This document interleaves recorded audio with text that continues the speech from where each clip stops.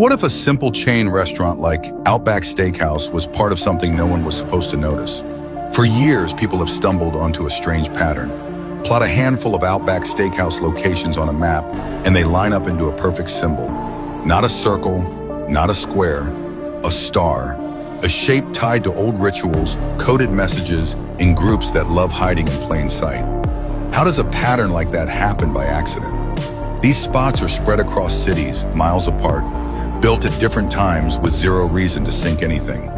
Yet somehow they fall into formation like pieces of a larger blueprint. Some say it is pure coincidence. Others swear it is intentional design meant to test how closely the public pays attention. A quiet signal, a breadcrumb trail, a joke from the top, or a warning from the shadows. Because when random steakhouse dots on a map lock into a symbol tied to power and secrecy, it stops looking random. It starts looking planned. And if it is planned, the real question becomes why? So tell me, do you think these Outback alignments are coincidence or something someone wanted us to see? We look at their rockets. This is how they claim they get into outer space, is these rockets. Their rockets never go straight up. Every single rocket launch from a government space agency, you'll notice, follows a parabolic curve. It goes up, it reaches a peak, but what they do is as the rocket starts coming back down, they make sure that it goes down over the ocean, out of the way of any curious observers. Anyone can see it coming back down to Earth, asks, hey, how come the rocket's not going up anymore? Well, it's going around the curvature of the Earth, is what they tell us. So every single rocket, the reason that it follows a parabolic curve, they say, is because it's going around the curvature of the Earth. The real reason is they can't get up any higher than that. I'm trying to tell you, the only thing that's been to space is your imagination. They tell us that the Earth is a sphere. They show us pictures of a sphere, of a circle. It's a perfect circle. And then they come out and they say, well, it's actually an oblate spheroid. Oh, what's that? Well, it's a sphere that's flattened at both poles, so it's more of an oval shape. It actually bulges out south of the equator, as well as being flattened at the poles. So it's more pear-shaped. So it's not actually a sphere. It's oblate. And officially it's an oblate spheroid. That's what we call it. But not only that, it's slightly wider below the equator than above the equator. A little chubbier. A little chubbier. Yeah. Chubby's a good word. It's like pear-shaped. So now it's pear-shaped. So why are all of these official NASA photos and videos showing perfect spheres when it's actually an oblate spheroid or a pear-shaped spheroid? They can't get their story straight. And the reason they keep changing it is that to fit the model, they have to change the shape of the Earth. South of the equator is larger than north of the equator because lines of longitude that just extend outwards, they don't contract back. So they concede that in their pair model. They say, well, the side bulges out south of the equator. It's bigger south of the equator. Yeah, it is, because it's flat. But instead of admitting that, they just, make tweaks to their model as time goes on. They say that the ball Earth tilts back 23.5 degrees. That's another tweak they made because we can see Polaris, which is right over the North Pole, from 23.5 degrees south latitude. Shouldn't be able to see that on a ball. So they just tilt the Earth back and then okay, now you can see it. And so they come up with explanations in reverse like this. Damage control, reverse engineered explanations.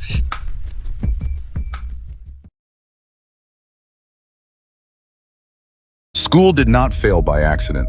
It was built to work exactly the way it does. The bells, the lines, the repetition, the memorization, the tests that measure obedience instead of thought. The system was never created to teach you how to run a business or build wealth or think creatively or question power. It was created to shape you into something predictable, something compliant, something easy to manage, a worker who follows orders without asking why. Most people think modern school came from a need to educate children, but the real roots are far darker. The earliest models of public education were designed by industrialists who needed factory workers. Not thinkers, not rebels, not entrepreneurs. Factories needed people who showed up on time, did what they were told, repeated the same task every day, and never questioned the boss. So they built schools that looked and operated exactly like factories. Rows of desks, schedules based on clocks, authority figures at the front, kids trained to raise their hands for permission to speak or move. You were not taught how to think. You were taught how to behave. The deeper you look into the history, the clearer it becomes.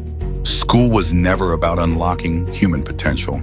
It was about managing it, controlling it, limiting it, and funneling it into a system built by elites who had no interest in creating competition.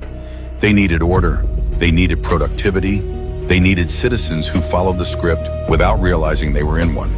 Ask yourself why school never taught you how money works, why you learned geometry but not taxes, why you studied outdated history but never learned how banks create debt, why you memorized names of wars but never learned how to build credit, why no one showed you how to start a business, negotiate, protect your assets, or understand the system you are forced to survive in. The answer is simple. An educated population is unpredictable. A financially literate population is uncontrollable. A population that knows how to create wealth does not depend on the system. They challenge it, they outgrow it, they break it. So instead, the system teaches you to comply, to listen, to follow, to repeat. You are rewarded for correctness, not creativity. You are punished for asking the wrong questions. You move from grade to grade like a conveyor belt, trained to believe that your value comes from approval and good behavior. That is not education. That is conditioning. And look at what happens when you graduate. You are told the next step is another system. College, more debt, more obedience, more structure.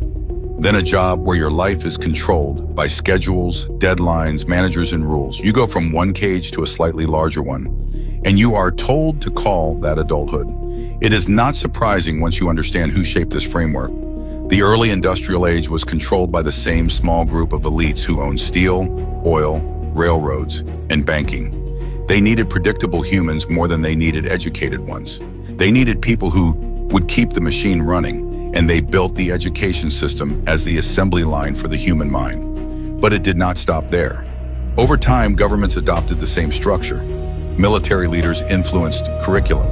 Corporations shaped textbooks. Private foundations funded programs that aligned with their interests. The purpose of school shifted from producing factory workers to producing compliant citizens, people who trust authority, follow orders, and fit neatly inside the financial system. You were not taught independence. You were taught dependence. Look at the routines. Kids sit for hours in silence. They move when a bell tells them to. They memorize information instead of questioning it. Creativity fades. Curiosity fades. Confidence fades. And slowly, without noticing, children stop being explorers and start being followers. It is not the fault of teachers. Many care deeply, but they are trapped in the same structure. Forced to teach a system they never designed. Forced to measure learning with tests that do not measure intelligence. Forced to push kids through a formula that has not changed in 100 years. Meanwhile, the world changed. Technology exploded. Opportunities expanded. Entire industries were born, but school stayed frozen because the purpose was never to adapt. The purpose was to maintain the same old machine. And now the machine is evolving again.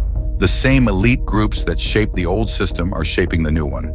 Tech giants, financial institutions, and global organizations are pushing education toward digital surveillance, data collection, and standardized thinking. Children are no longer just students.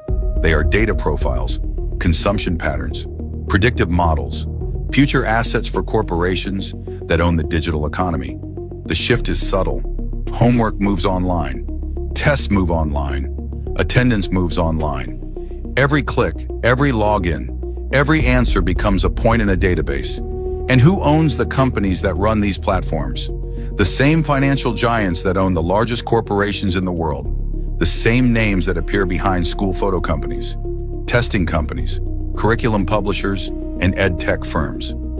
This is not education. This is reinforcement. The more standardized the system becomes, the easier it is to control society.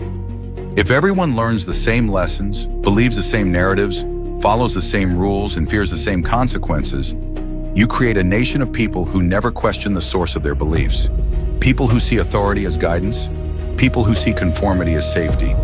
And the most ironic part is this: the skills school avoids teaching are the very skills required to escape the system. Creativity, strategy, problem solving, financial literacy, entrepreneurship, negotiation, risk-taking, leadership, vision. These are the traits that create independent thinkers.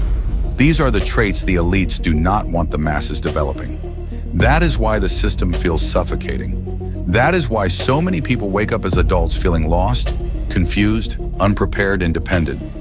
School gave you structure but not purpose, rules but not wisdom, facts but not understanding.